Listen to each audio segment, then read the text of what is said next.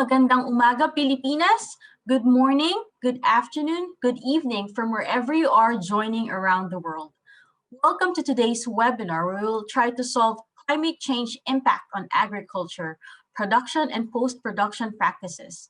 We are streaming to you live through the SEARCA online learning and virtual engagements or SOLVE platform via Zoom and Facebook Live. My name is Jean Labios, and I am a program specialist of the Training for Development Unit under the Education and Collective Learning Department of SEARCA.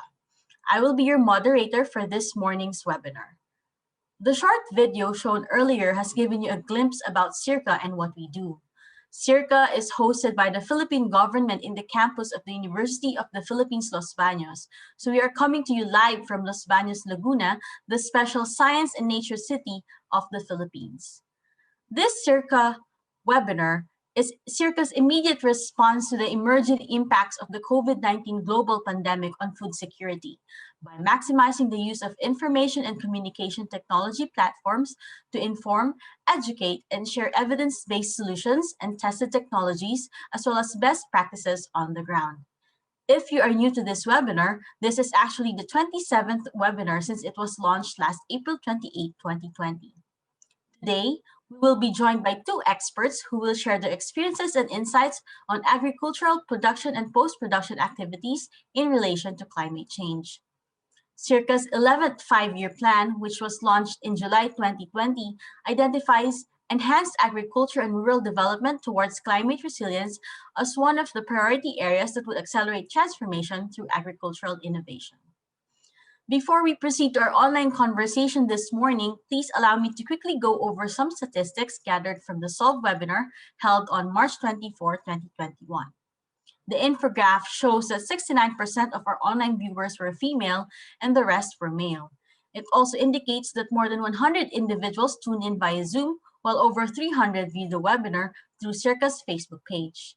Lastly, we are happy to note that we've had online attendees not only from the Philippines, but also from Cambodia, Indonesia, Malaysia, Thailand, and the US. Let me now go over the program flow, which is currently shown on your screen.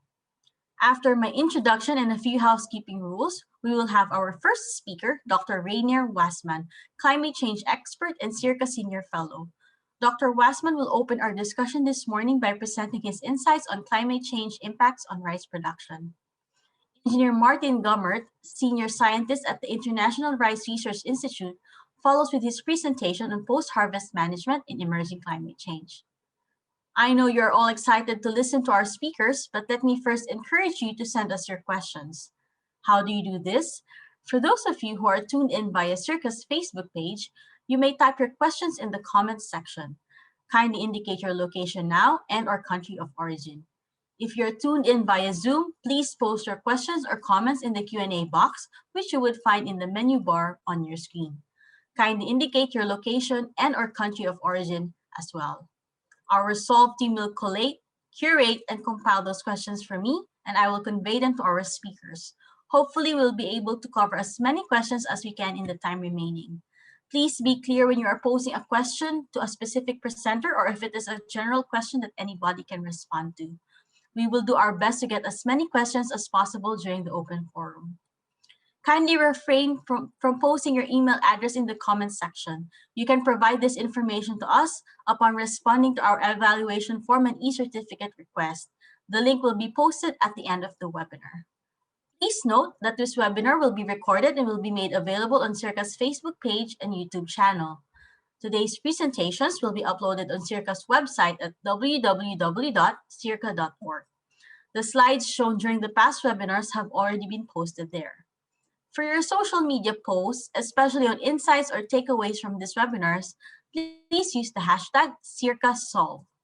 If you have issues or are experiencing technical difficulties with the Zoom online platform, please contact us at solve@searca.org. Moving on to today's presentations, our first speaker is Dr. Reiner Wassmann. He is formerly Senior Scientist at the International Rice Research Institute here in the Philippines and Karlsruhe Institute of Technology in Germany. He has more than 30 years of research experience in climate change and rice production, adaptation and mitigation in agriculture, carbon, nitrogen, and water cycling in agroecosystems. Please welcome Dr. Wassmann. Yes, hello everyone. Yeah, thanks. It's a pleasure for me to give this presentation here now. And you just said it. Maybe I should really update my first slide a bit, and because it's still written here formally, IRRI and Karlsruhe Institute of Technology, but I'm retired now, and I was granted a senior fellowship at SEARCA. So maybe I should really also in the next one really, at least I want to verbally acknowledge my affiliation. So the topic is quite challenging for me because basically what you're asking me is to put the last 30 years of research into a 15 minutes presentation. Now, even that it's 20 minutes, it's still challenging. Of course, it doesn't change too much in that. So I really could only grasp a few issues. Definitely, I can't go through the entirety of things that we have done over the years on rise and climate change. Also, I won't talk much about the question of emissions, greenhouse gas emissions, because that will then be done by Martin. Of course, Martin has a focus more on post-harvest technologies, and there would also be a lot of things to be told from an agronomic point of view on emissions. But I just decided, because I have to make a selection anyway, so that I will keep that out. Yeah, why is that important? Before I always showed a slide when I started to talk about climate change and why the rice production and food and agriculture in general is really important, even on a global scale. Rice itself, it's 1.5%, but of the total greenhouse gas emissions. But I have to say, if you look into the literature nowadays, and also in internet on some kind of public debate, the whole perception of agriculture and its contribution to global greenhouse gases is actually changing. So people are more and more talking now about the food production system, and rightly so, because if we say rice, this 1.5%, it's only in fact methane emission, and it's not even emissions from with other greenhouse gases. The reason behind that is that the guidelines to calculate these emissions done by the Intergovernmental Panel on Climate Change are clearly sectorial. So they want, it's more like an accounting scheme. So you want to know how much emissions come from this sector, what much comes from that sector, but then you're neglecting the fact that these activities are somehow connected. So insofar, it's probably much more appropriate to say, okay, how much comes from food production? I hope you can also see my cursor now. And that's about 26%. Obviously, there is a uncertainty. Some people say it's a bit more, some people it's less. And maybe also quite interesting to know that almost 4% of that is actually coming from food waste. And so these are fairly new numbers now, and as I said, it's really the whole previous look at these things is really more and more breaking up. So what are the climate change impacts that are really relevant for rice production? And that is really the topic of my presentation here. Well, in the first place, it's of course temperature increase. You know, when I started working on climate change, this whole thing was still called global warming. So the temperature will go up in effectively every place of the world. There may be some differences both in the projections and also maybe also in geographies, but definitely temperatures will go up. This trend is already more complicated when it comes to rainfall, because very clearly we've seen in some places more rainfall, in some places less, and we see what is quite often that we have certain seasons where there is more or less rainfall, that the seasons are changing. Maybe in some cases even that the overall amount doesn't change so much, but the pattern is clearly different. The next thing is really that in the Philippines, we know when people think about climate change, they always think about typhoons, which is also something to be considered, although I have to say we're related to it. Typhoons have also been there before. But of course, there is a concern that they will become more frequent and more severe. And finally, it's sea level rise, which is a big issue, and probably you heard about a lot of projections that always get revised because of the on sea level rise, because of the fastly accelerating melting of the glaciers in the North and South Pole, and so that's definitely a big issue for many countries that have long coastlines. Okay, temperature increase. So what does it really mean for rice? Rice is a tropical crop, so insofar it shouldn't be. One would assume, okay, so that's not really such a big thing, not like wheat or something that are extremely sensitive to high temperatures. Rice can tolerate high temperatures at certain stages very well, but then there are some stages, especially flowering, where it's relatively sensitive. So you can see that here, that the maximum temperature about 35 degrees consecutively for 10 days, which 35 degrees isn't that hot, will already cause problems when it's occurring in the flowering. So good. Yeah, so that is really the maximum temperature, which is a big issue when it occurs during flowering. One has to say that many farmers, of course, somehow know that this problem, and the cropping pattern in most places is really to avoid these very high temperatures when there will be flowering, which works quite well under current climate. But of course, if the temperatures will go up, then this kind of avoidance mechanisms may not be possible anymore. And the other issue, that's not only the question about the daytime heat stress, we also have to consider that the temperatures are going up during nighttime. And in many cases, the increases in many places in the world, the increases during nighttime is even stronger than during daytime. And yeah, you would say, okay, nighttime, the plant is not doing much, which is true. It's not doing photosynthesis, but there is respiration that has to go on. And when the temperature is going higher, then the respiration is increased. And that means that there are more losses of the assimilate. So during daytime, out of assimilation, but in nighttime, quite some of these assimilates are disappearing, and that is really something what we see, for example, in the Philippines, as a more important a stress mechanism than the daytime. So clearly, there is a possible that there is a risk of declining yield by higher temperatures. So what can we do about it? I said that it's during daytime, especially important is the flowering stage, and flowering means that they have a daily pattern. So flowering is in the early morning, and then it's in the morning and going up to midday. And then there is these high temperatures. They exert something that is called the pollen sterility, because when the temperatures are so high, then these pollen that are flowing around then in the canopy are getting damaged. So one idea is that we change the flowering pattern to the early morning hours when the temperatures are not so high.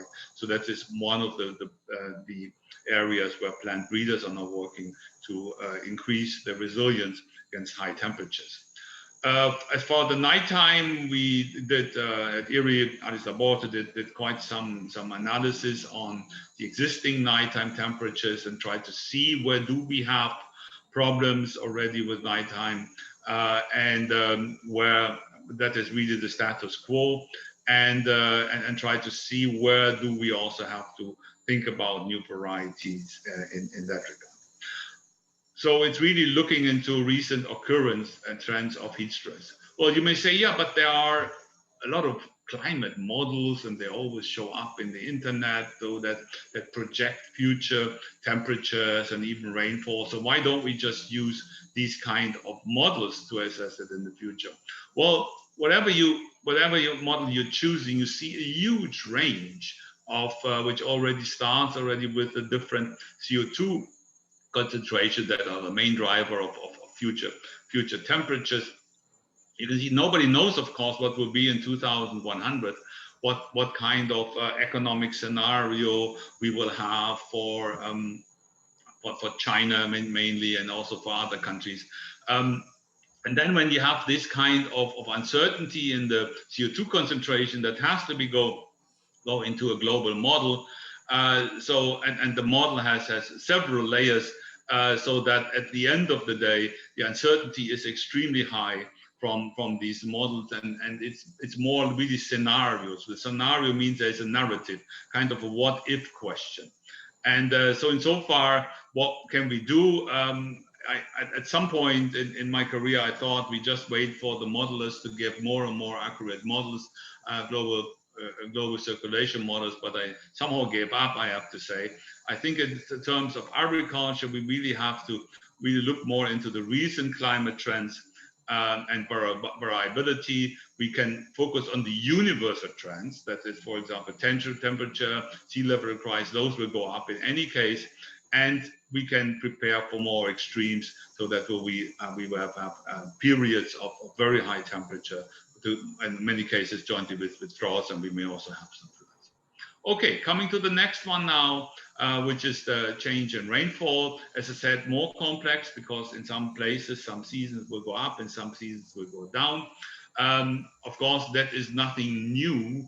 That droughts have been something that was in agriculture all over the years, and there have been a lot of activities on plant breeding again for tolerant varieties. You can see here there is one of these rain out shelters that are on the IRRI farm, where you can really prevent rain and then do from entering the field and do some experiments. But there's also something apart from plant breeding that you can do in terms of the water management.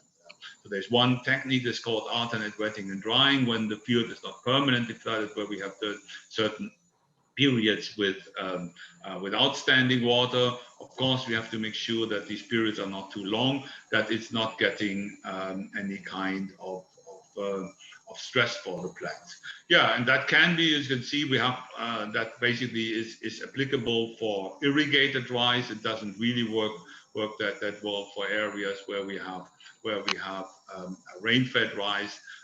With here in the schematic is shown where there is no irrigation water, but most systems with rice have some source of additional rain. About 50% of the rice is called irrigated rice. In some cases, the farmers have at least the option to add some kind of groundwater when it's really needed. So we can look into those systems and really try to find out where this AWD, alternate wetting and drying, is applicable. So how does it work? Here's a guideline in Vietnam. So it's a very simple technique. In the beginning, we recommend to use a tube that the farmer can see if there is still water in the soil. At the end of the day, most farmers tell us that they have a good feeling after one season, that they don't even need the tube anymore to recognize whether there is enough water there. And and this AWD is picked up quite a bit. So we see it really in many countries being now recommended to farmers. And one has to say, one of the drivers for that is also because AWD is reducing greenhouse gas emission, mainly methane emission. And as you know, this is now a common effort by many countries to really reduce their emissions to meet the threshold of 2 degrees centigrade, so that the global temperature increase is not more than 2 degrees. Yeah. We have done now quite a bit of suitability mapping with AWD. You can see that here for Bangladesh, where we considered, depending on the seasons, whether it's high, moderate, and low. Of course, there are big seasonal differences, as you may imagine. So this is now the rainy season, more or less. But still, even within the rainy season, there are some areas where it's still very much suitable to apply AWD in this country. Coming now to the weather hazards, to these typhoons, or in other parts of the world, they are called cyclones. Basically the same thing. So one typhoon that was here shown from Tacloban, the typhoon Yolanda, and you could see that that it was really flooded very after because of this very strong typhoon. And so what can we do about that? Well, there are now some rice varieties around that have a so-called sub1 gene, and those can tolerate submersions much better than others, as you can see it here. So it would be good for when we know areas that are affected by typhoons quite frequently, that we introduce these new varieties. And of course, also Martin developed quite some devices to store either rice seeds, but in particular, of course, it's particularly important for rice seeding. Then that at least, even if they may have some losses in the field, at least that they have enough rice for the next season. Then. Yeah, and as I said, it's called cyclone in other parts of the world. Here was the cyclone Nargis, which brought in a lot of salinity into the area because it pushed the water from the ocean inland. This is a big delta here, the Irrawaddy Delta, as you can see, and so and so forth. This whole area was affected by salinity, which was not the case by Yolanda, luckily. But then, of course, we also have to think about rice-tolerant varieties. Which is also, that brings me now to sea level rise in general. Yeah, so Asia is, Southeast Asia is characterized by very big deltas. We talk about the so-called mega deltas. As you can see here, this is just an elevation map. These mega deltas are extremely important for the rice production of the respective countries. Here from Vietnam, the blue is the Mekong Delta, the red is the Red River Delta. So you see that the bulk of rice production in Vietnam really comes from these two deltas. Quite similar for Myanmar. The Irrawaddy is clearly the most important area. In Bangladesh, there's a lot of rice in the northern part, so the proportion doesn't look so high, but the actual number is very high. So and so far, so that is very important. Yeah, so as I said, what we can do there for flooding, to be honest, there isn't so much more we can do about it, and as compared to really looking into varieties. So we have really looking into flood tolerance, we look into salt tolerance, and ideally, of course, that we combine these two tolerance traits to have varieties that are more adapted to these situations in the deltas. This variety it's more than just making the breeding. They also have to be accepted by the farmers. So there was a group at IRRI, including Romy Labios, then who developed this participatory variety selection, that you work with farmers to understand what they really prefer in terms of the varieties. Of course, also work with female farmers on that. Yeah, coming to the conclusion. Yeah, climate change adaptation. It sounds like it's something completely new, and that, oh yeah, we have to somehow reinvent the wheel, but or come up with something completely new. Sorry. So that is really not the case, because they have a lot of these what we see as the new stresses now. They have been around for quite some time. So so the rice systems have to become more resilient to drought. Really nothing new. Submergence is not really anything new. Salinity has been going on. Heat waves as well. So we have to bring it into a new context, and quite often we can go back to old work and try to bring it into the new context of climate change.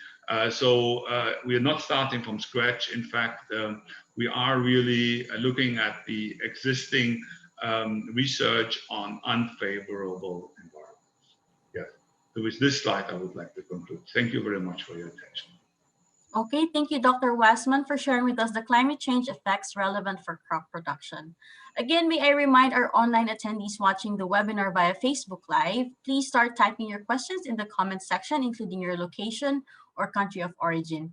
If you are tuned in via Zoom, please post your questions in the Q&A box, which you will find in the menu bar on your screen. For our next speaker, we have Engineer Martin Gummert, Senior Scientist 2 at the International Rice Research Institute, or IRRI, where he currently leads the Mechanization and Post-Harvest Cluster. Engineer Martin, the screen is yours. Okay, thank you very much. First of all, it's a great pleasure to be here, and I thank SEARCA for inviting me to participate in this event. Good morning to everybody. Good morning, good day, good afternoon, and good evening, depending where you are. Okay, so my talk is going to focus on post-harvest management in emerging climate change. Yeah, I will talk a little bit about rice production, but not very much. So I really focus on post-harvest area. So climate change and post-harvest. Terms on, there might be some viewers here who don't know all the terms. I just wanted to flag up the two definitions for mitigation and adaptation, because I'm going to talk about that a little bit in the context of post-harvest. So mitigation is really avoiding and reducing emissions and greenhouse gases into the atmosphere and trying to prevent further heating up of the planet. And for post-harvest there, and also mechanization in rice production, one of the questions that often comes up is if we are moving from traditional systems, which are mostly manual, to mechanized operations, does that not increase the greenhouse gas emissions? Because you're using energy and materials and so on. So I will talk a little bit about that. And adaptation, the definition there is really how do we alter the behavior and the systems and our ways of life in order to protect families and future generations, economies, and so on from the impacts of climate change. And Reiner was already highlighting those impacts. So there's unpredictable weather, change in rainfall patterns, and things like that.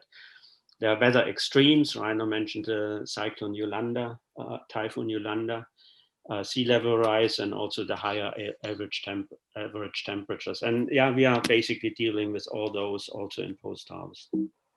So to start with, I want to give an example. This is from Myanmar, where we did over 4 seasons. We were initially starting looking at the loss assessment. And basically what we do, we looked at the crop from the point of harvesting and followed it through in the value chain to milling. At the end, including 6 months of storage and yeah, all the operations. And the traditional system in Myanmar basically involves the farmers cutting manually. They pile the crop in the field up to 6 weeks because they want to establish the next crop first and before they thresh and then process the rice. And then they do the threshing, they do sun drying and then store in traditional storage systems. What we're trying to promote there is improved post-harvest management practices, and which includes combine harvesting, then also mechanized drying using different types of dryers and hermetic storage. But I'll come back to that later a little bit. And we then added to sort of just looking at the losses, we also added looking at doing life cycle assessments, and then also looked at emissions from the whole post-harvest operations from harvesting to milling.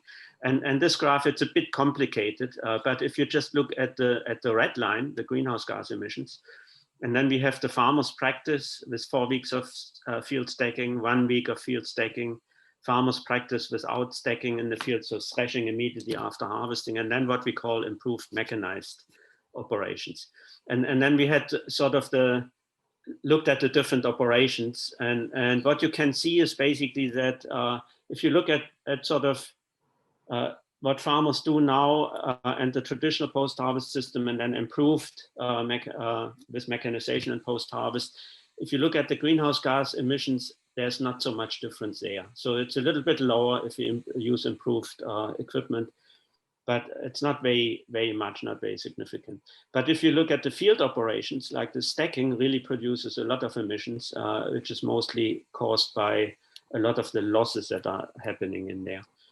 And so one of the bottom lines is sort of the production side. I will not focus on production in my talk, but the production side is really contributing quite a lot to emissions, while the post-harvest side does contribute, and I will give another example, but not to that extent.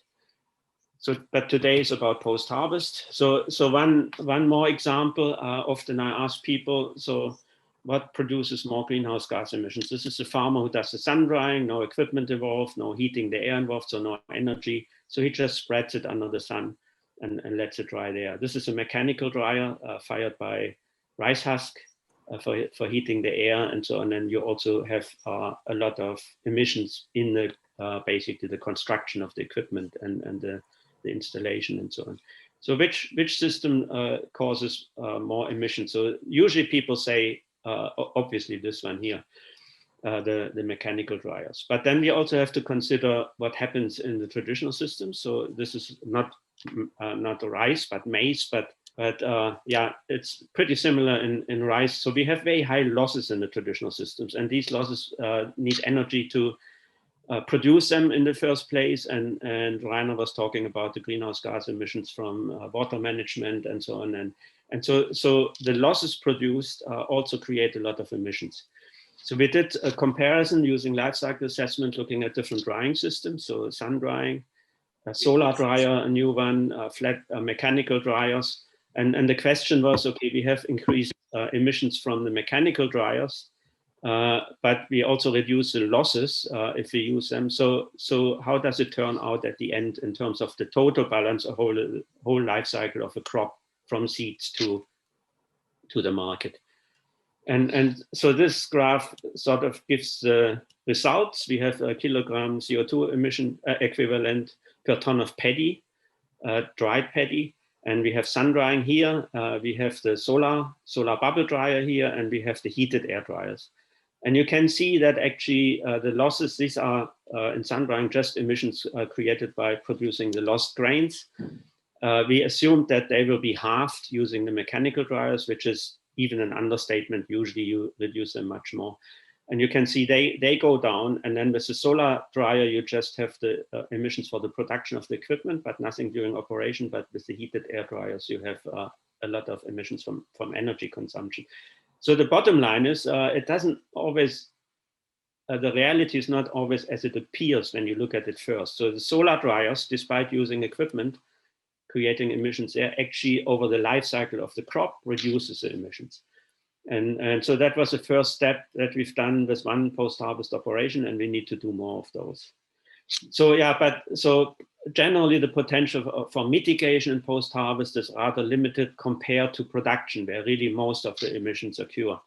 And what about adaptation? So adjusting to the changes that we anticipate and that Reiner talked about. So harvesting, obviously, harvesting is very much affected by changing in weather patterns, by in particular rain and so on, and timeframes for safe harvesting often are critical. And the introduction of combine harvesters basically can help there. So you can have more timeliness. You can harvest a field in much shorter time than with a team of manual workers. And also there's labor shortage happening everywhere. So manual workers are just not available anymore. And so you don't rely on that group, which might also then shift your operation into a rainy period when they are not available during the dry time. So this is not for individual farmers. This is really a business model as a contract service, and it's coming everywhere in Southeast Asia. Large parts of Vietnam, Cambodia, fully mechanized with combine harvester. And it's also happening in the Philippines, in some provinces, and yeah, all across, even in Myanmar, we see a lot of combine harvesters now.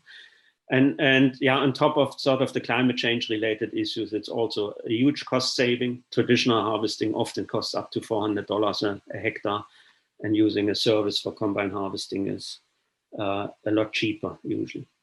Drying, yeah, basically talked about the impacts, weather extremes, change in weather patterns and so on. And the traditional drying is still very much done by sun drying. There's a picture here, I think that's somewhere close to Manila. And on top of sort of that it becomes more difficult to sort of do the successful sun drying under changed conditions, it's also that the markets actually require better quality and definitely the urban markets, but to some extent also in the cities, in the provinces and so on, consumers become much more quality conscious. And so that's another driver that really sort of makes us think about alternatives to the sun drying. The losses in sun drying, as I've shown in the beginning, can contribute quite a bit to greenhouse gas emissions.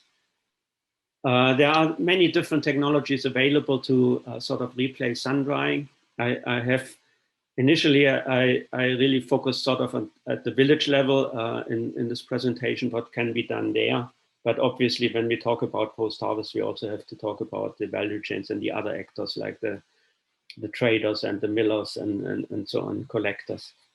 But there are some new technologies out there. So this is a solar bubble dryer, was developed in, I think, around 4 or 5 years ago, collaboration between IRRI and GrainPro and Hohenheim University in Germany. And that dryer basically just uses solar energy for operation. And it's basically, it's a long drying tunnel. You put your crop in there. It's not just for rice. It basically can be used for all commodities that are used, that sun drying is usually used for. But for rice, the capacity, there are 2 versions with 0.5 ton or 1 ton. You have a blower here. You have a solar power plant consisting of a battery for operating at night or when it rains, and the solar panels are shaded, and the solar panels. And the blower just moves air through it. The first bit is left empty, so it serves as a solar collector to generate some heat from the sun rays hitting the black surface, and then the air moves over the grains and dries them. So it's sort of improving sun drying, but protecting the grains during the drying process from weather and from rain. And you can leave it up at night because the shape stays and inflated by the blower. And so in case it rains, for example, the water just runs off and doesn't enter to the grains. So yeah, it's a very nice technology. The drying time is similar to sun drying, and during sunny days, similar to mechanical dryers, heated air dryers, around 1 day, 8 hours. But if it's cloudy or rainy, then it extends the drying time to 2 days. But the problem is this is still expensive. It costs around $1,600 per ton capacity. And our experience from testing it in many countries is it's just too expensive for sort of the village level customers that we had originally in mind for using that. Having said that, I mean, I'm talking about rice, but this is very successful in cocoa drying. And I think the seminar, I mean, our talk is on rice, but I think a lot of the things are relevant for other crops too. Cocoa drying, we dried mushrooms in this, and so high value commodities that gain a much higher price for better quality. For that sort of dryer really, I think is feasible and economically feasible as well. The other option are the heated air dryers. So you can control the drying process better than here because you just heat the air. And so that's a perfect solution for addressing the challenges from climate change, because you can dry whenever you need, independent from the weather. And there are different solutions for that. These are more sort of flatbed dryer. It's more sort of a community dryer in terms of small enterprises and maybe farmers groups, cooperatives can use it. And then there are obviously the larger dryers that are used by the industry. Talking about other crops, I do think we at IRRI, we work on rice-based systems, so we don't exclude working on other crops. Our major focus is on rice, but actually me as a drying expert, I'm quite frustrated with rice because it doesn't spoil as quickly as other crops, and the value added from drying is not as big as from other crops. So the solar drying concept, solar tunnel drying concept has been commercialized a long time ago. In the 1980s, originally by Hohenheim University and Innotec, a company in Germany. And this is marketed worldwide, used for drying really around 23 different commodities. This one here is apricots, but not grains. We tested that at IRRI in the 1990s with grains, and it's just too expensive. But in the Philippines, Firmac has commercialized this dryer for other commodities. I think it's not very well known, but it's a process that's happening, and they are promoting this and installing units, helping people install units. And so that works very well. And then it's also used in many other countries. This is from South Sulawesi in Indonesia. And in Myanmar, we have come up with a small unit using the same principle for drying fish in rice fish-based systems. So there are a lot of dryers available for agriculture if you don't focus just on rice. Solar dryers.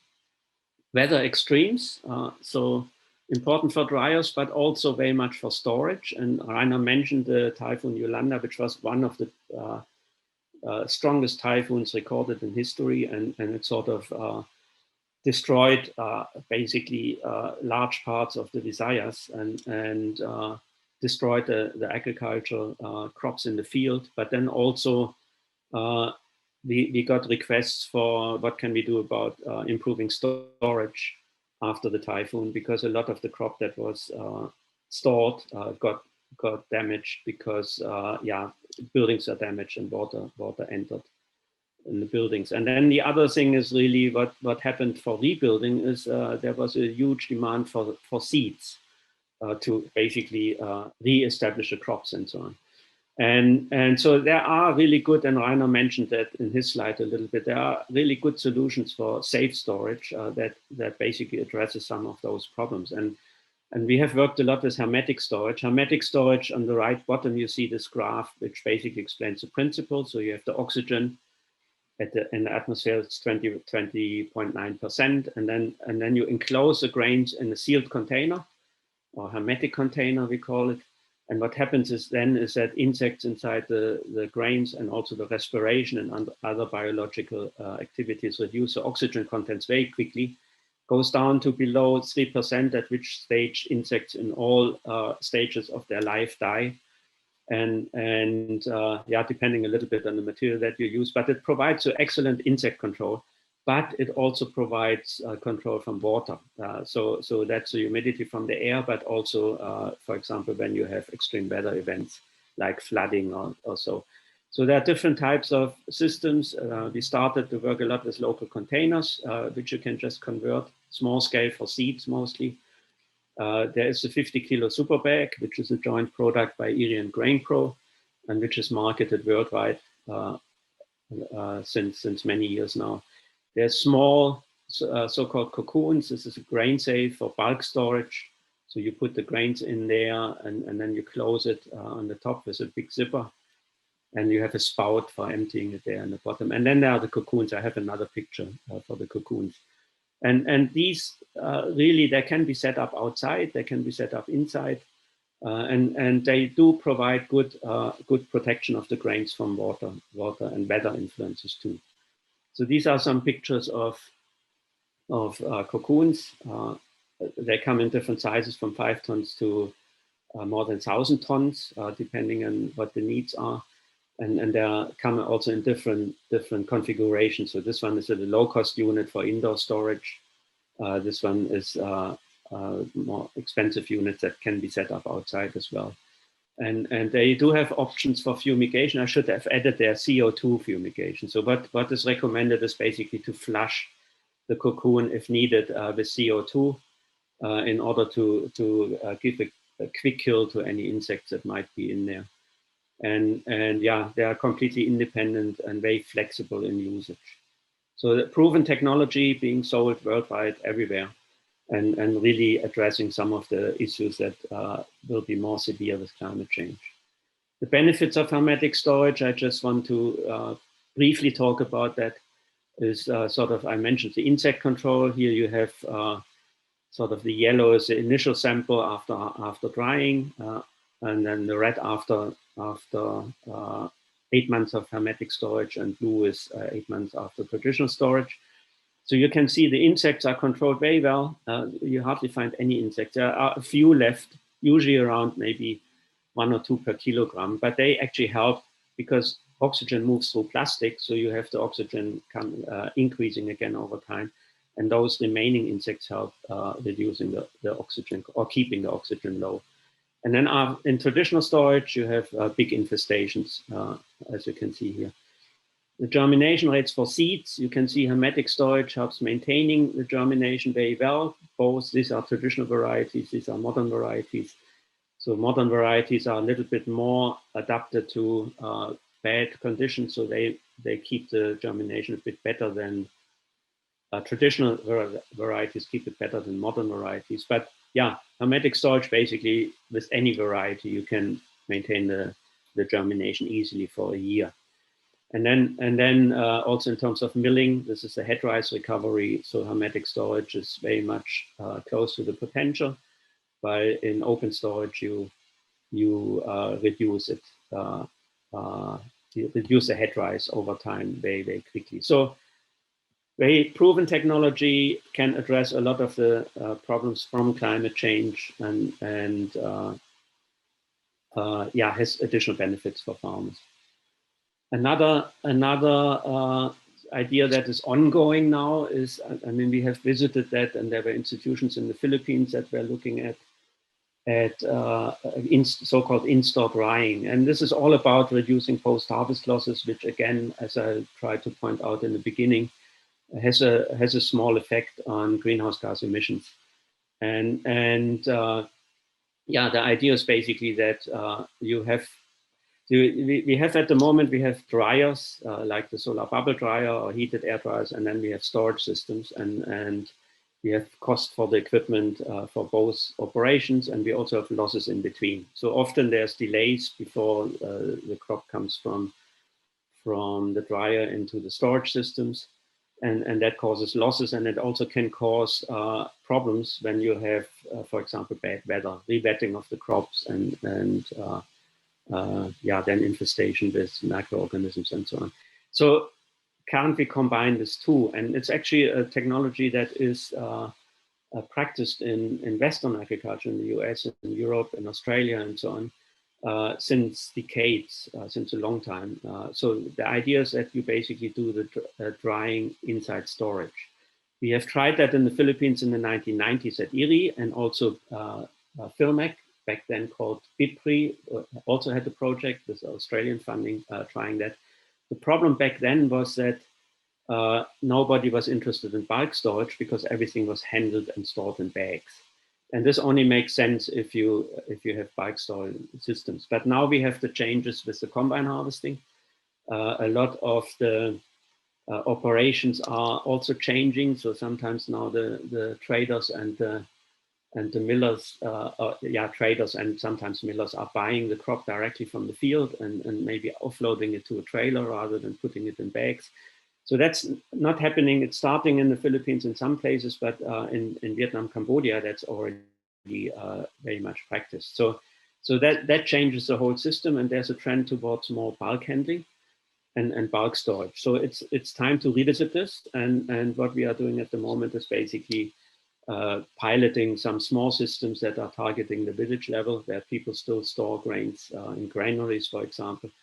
And it's basically taking a grain safe hermetic storage container and equipping it with some aeration facilities, if you like, a blower, and you can have a supplemental heater, but you don't need that.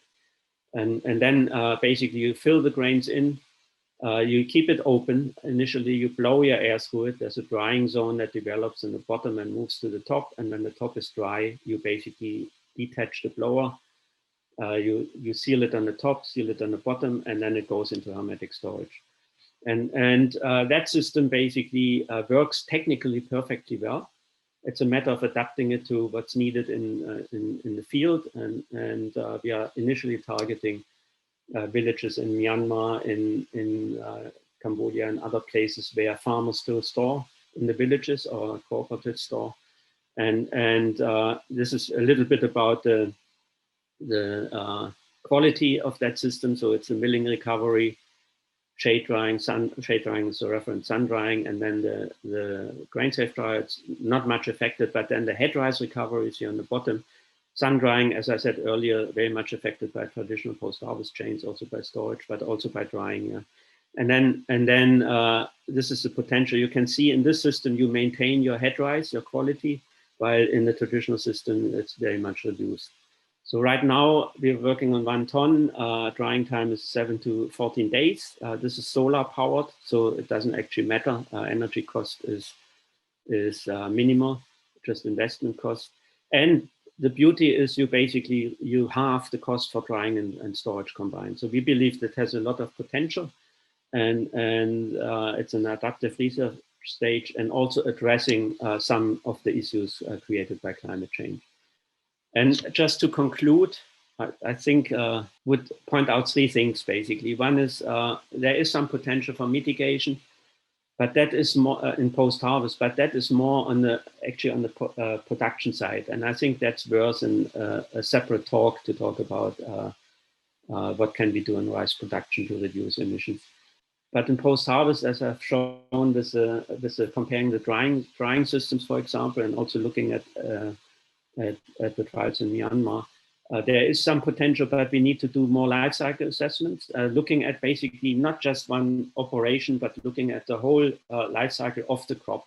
Because often what you do in drying or in harvesting or whatever has impact further down the road and further down the post-harvest chain in terms of losses and quality reduction. So you really have to have a more holistic approach of looking at these things.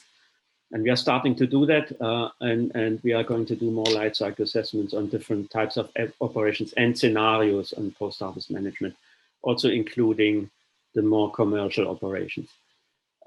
Most post-harvest, second point, most post-harvest technologies have potential for adaptation by helping avoid risks caused by the changing weather patterns and extreme events. And that's plainly because you control your operations better when you mechanize and when you use equipment. You can control, you can exclude risk or minimize risk, and that way you can basically adapt much easier to changing scenarios.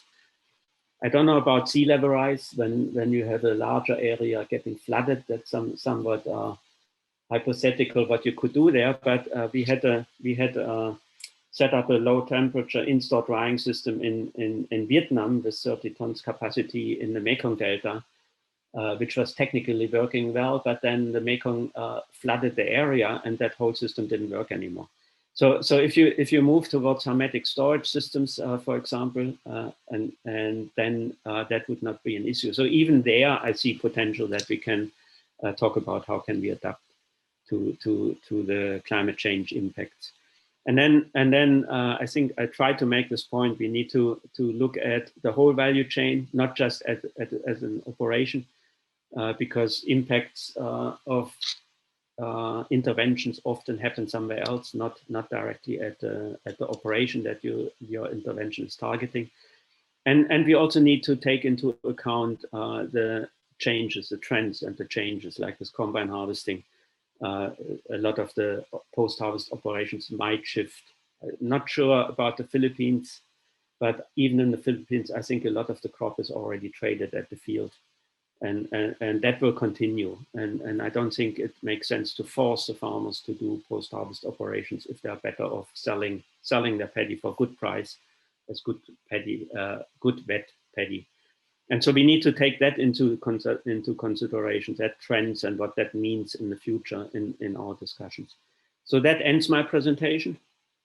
And I'm happy to answer any questions. Also later after the seminar, you have my email address here. Thank you very much.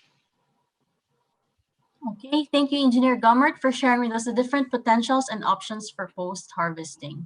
With that, let us now move on to the open forum. We have just a few questions. The first one is from Mr. Celso Diaz from Santa Rosa, Laguna. My question is to Dr. Wassmann. What is the maximum temperature that can significantly affect rice production and to what extent? Well, it depends when it is. Huh? That's what I showed. Well, it depends on when it's happening. I think the maximum temperature is probably not such a big issue. I think the minimum temperature, when it already gives significant losses, and as it seems to be the more critical value here. As I said, when the rice plants are young, you can really go up with temperature. So you don't really have any problem there. You know, rice is growing in extremely hot places. There's one region at the border from Iraq and Iran, where they have this is one of the hottest places of the world, but they have a lot of water, so you can really cool it. And so the high temperature is not really affecting the plant growth when the plants are young, but they would affect the yields if it occurred during flowering. And insofar, these places have to make sure, these growing systems have to make sure that the high temperature do not fall into the flowering. And the flowering, as I said, is really quite low, and it's 35 degrees. It's not really such a high temperature. We have many places in the world where these temperatures are way exceeded. We have many places above 40 degrees, but again, they should not coincide with the flowering. Okay, thank you, Dr. Wassmann. We have a next question here from Mr. Celso Diaz, this time from Engineer Martin. With the traditional post-harvest practices of our farmers, to what extent does it affect the greenhouse gas emission? Any suggestion to improve their post-harvest practices? Thank you. Okay, thank you very much for that question. We have not done any life cycle assessment with data from the Philippines. So to be honest, I cannot really answer the question, but I think when in terms of the emissions from the Philippines from post-harvest, but from looking at the practices in Myanmar, which were quite similar to what still is done in some of parts of the Philippines. As I tried to point out, they are the emissions maybe I go back to that slide. Can I do that very quickly? So yeah, we basically had the farmers practice, which involved the manual cutting, the threshing, the sun drying, threshing with a thresher. We still see that a lot in the Philippines, the sun drying, and then the traditional storage. So that's this scenario here. And then we have the improved mechanized scenario, which is using combine harvester, mechanical drying, and hermetic storage. So it's slightly reduced there. You will not have much different data in the Philippines because it's sort of the operations are comparable. So it might be a little bit more or less, but generally the trend will be the same. So you don't actually have so much change if you mechanize. And the reason is that basically in the traditional systems, you have the losses. This is post-harvest, huh? Production is very different. In production, that as I said, that really needs another presentation because there it's very significant, can be influenced, as Reiner said, through, for example, water management, using alternative wetting and drying and so on. But in post-harvest, the potential is relatively low to change things, which is also good news because it means we can mechanize, introduce equipment, introduce energy consumption, but we don't increase the greenhouse gas emissions. So no major change can also be good news. Okay, that's it. Okay. Yeah. Engineer Martin, there's a comment here from the audience. It's from Budi Raharjo, South Sumatra, AI80 Indonesia. He said, using dryer with husk energy can reduce greenhouse gas transmissions. Can you comment on that, sir? Yeah, I can. And Selamat Pagi, Pak Budi. Pak Budi is actually one of our partners in our projects, and he has very successfully introduced the flatbed dryer with rice husk furnaces in Indonesia and South Sumatra. So there are many hundred units installed at rice millers and farmers' groups. So yes, Pak Budi is right. So if we compare heated air dryers fired with rice husk with heated air dryers fired with kerosene or fossil fuels, we very significantly reduce the greenhouse gas emissions.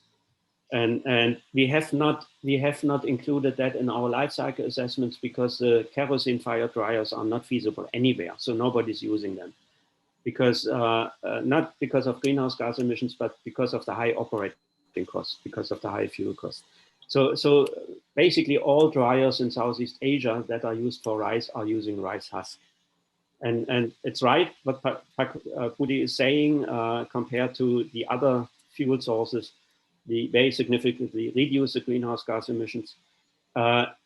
We consider rice husk to be carbon neutral, so not producing greenhouse gas emissions because the carbon that is released during burning is accumulated by the rice plant before. And so it's a circular process. And we say it's carbon neutral, which is not 100% true because we also have emissions from producing the rice husk furnace, from transport of the husk and dealing with the husk. So there are some emissions from using rice husk too. But compared to kerosene fuel, huge difference. And I think we need to produce the data to demonstrate it. Thank you very much, Bakudi. Okay, thank you, Engineer Martin. I think that's it for our questions this morning, but I think we're ready to close the webinar. But before we do that, may I request our speakers for some closing or takeaway message? Let's start with Dr. Wassmann first. Thanks. It comes a bit unprepared for me now.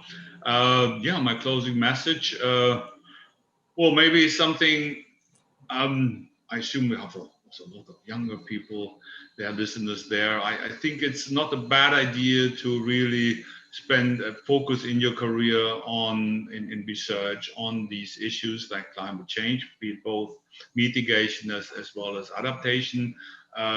When I started with that kind of work, it was considered completely exotic. Nobody really knew about things like even carbon dioxide emissions was fairly unknown, and that has changed, of course, a lot over the years. It became much more and more mainstream, and so far, I would say, yeah, it's nice that you're interested in that, and I don't know exactly what kind of professional background, what kind of professional setting you have in your current jobs. But if you think about climate change and trying to get that included in your agenda, maybe also even convince your bosses that they should do so. So I think that if that would be an outcome of this seminar, I think it would have been very good. Okay, thank you, Dr. Wassmann. Engineer Gummert? Yeah, I would sort of reinforce Reiner's statement. This is something relatively new. We have looked at climate change in mechanization post-harvest only starting maybe around 8 years ago or so. And it started actually with a different topic, which is also interesting. I have not covered that. It's rice straw management and the environmental and climate effects of rice straw burning. And then we have basically taken the life cycle assessment that we did, taken it into post-harvest. And I guess my message to the people listening would be, in particular when they are young people, is yeah, it's very important. It's going to drive our future discussions everywhere because it's the biggest challenge humankind is facing. Climate change and then also biodiversity loss, I think, are the two major challenges. And so I would encourage everybody who's looking at their career to include that somehow. And it's very exciting. Also look beyond sort of what you are doing in your field, like in my field, post-harvest drying or something like that, and look at the whole system and try to understand the system and the impact what you are doing with your actions and your projects on the whole system and go beyond what we used to do, sort of component technology work and address climate change and biodiversity, I think are at my heart. So those are very important issues. And thank you very much to SEARCA for organizing this event. All right, thank you, sir. On behalf of SEARCA, led by our director, Dr. Glenn Gregorio, we would like to express our sincere gratitude to Dr. Wassmann and Engineer Gummert for taking the time to join us today. It has been a pleasure to have you with us this morning. That ends our webinar, but before we close, please let us know what you think about this webinar by following the link to a quick feedback form shown on your screen. The same link will direct you to the request form for the e-certificate. Your feedback will help us improve our online learning events. Please note that we will only accommodate requests for e-certificates within 24 hours after the end of this webinar. Kindly wait for your e-certificate to be issued at least within a month, as we receive a lot of requests for e-certificates. Thank you for your understanding and your patience. Please join us again for our next online conversation on April 28th at 10 in the morning. We have invited speakers who will talk about their experiences and insights on enhanced agriculture and rural development towards climate resilience, and the topic will be about energy. Please don't miss it. Let us help one another through this COVID-19 pandemic. We hope that as we go along, we will be able to create a community of better, bigger, and smarter farmers and farming communities. Once again, this is Jean Labias for SEARCA. Have a good day, stay healthy, stay safe, and goodbye, everyone.